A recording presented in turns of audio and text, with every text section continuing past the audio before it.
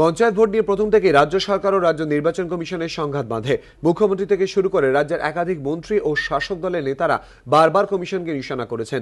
সোমবারও মমতা বন্দ্যোপাধ্যায়ের নাম না করে কমিশনকে আক্রমণ করে বলেন বেশ কিছু সাংবিধানিক শক্তি পঞ্চায়েত ভোটে তাদের বিরুদ্ধে কাজ করেছে। মঙ্গলবার এর পাল্টা কিন্তু তেমনভাবে মুখ খুললেন না রাজ্য নির্বাচন কমিশনার মীরা পাণ্ডে। তাঁর মন্তব্য, গোটা বিষয়টি দুর্ভাগ্যজনক। পাশাপাশি খোঁচা দিয়ে বললেন দায়িত্ব জ্ঞানহীন মন্তব্য কমিশন করতে পারে না। কিছু ক্ষেত্রে আমরা দেখেছি যে সেন্ট্রাল ফোর্স ঠিক মতনই ব্যবহার হয়েছে, আর অন্যান্য জেলায় কতটা কি হয়েছে সেটা ফিডব্যাক আর আমাদের পর্যালোচনার মাধ্যমেই সেটা সঠিকভাবে বেরোবে। এবারে পঞ্চায়েত ভোটে বারবার অভিযোগ উঠেছে কেন্দ্রীয় বাহিনীকে ঠিকমতো ব্যবহার করা হয়নি। মীরা পাণ্ডে এদিন জানিয়েছেন এই অভিযোগ তাঁরা খতিয়ে দেখবেন। কমিশন কমপ্লেইন্ট ফাইল করতে বলেছে, কমপ্লেইন্ট ওয়াজ ফাইলড।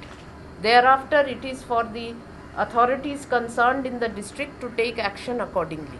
ওনারা কমপ্লেইন্টটা রিসিভ করেছেন, they have taken the steps further, কিন্তু এখনো জিনিসটা নিষ্পত্তি হয়নি। অনুব্রত মণ্ডলের বিরুদ্ধে কমিশন ব্যবস্থা নিতে নির্দেশ দেওয়া সত্ত্বেও প্রশাসন কোনো পদক্ষেপ করেনি। এই প্রসঙ্গ তুলে এনেই মীরা পাণ্ডের অভিযোগ, কিছু কিছু ক্ষেত্রে কমিশনের নির্দেশ মানা হয়নি। That is not for the সময়, that is for certain other reasons, and সেটা নিয়ে এখানে আলোচ্য বিষয় নয়। কমিশনের উপর দায়িত্ব ছিল সার্টেন ফেজেসে ইলেকশনটা কমপ্লিট করতে হবে। এটাও জানেন যে জুলাই মাসের আরম্ভ করা হয়েছিল, আমরাও চাইছিলাম যাতে ঠিক মতন এই বর্ষার মধ্যে। কমিশন স্বীকার করেছে এবার অনেক জায়গায় ভোট যেমন শান্তিতে হয়েছে, ঠিক একই সঙ্গে বেশ কিছু জায়গায় অশান্তিও হয়েছে। তবে মীরা পাণ্ডের বক্তব্য, নির্বাচনটা হয়েছে এটাই বড় কথা। দীপক ঘোষ, এবিপি আনন্দ, কলকাতা।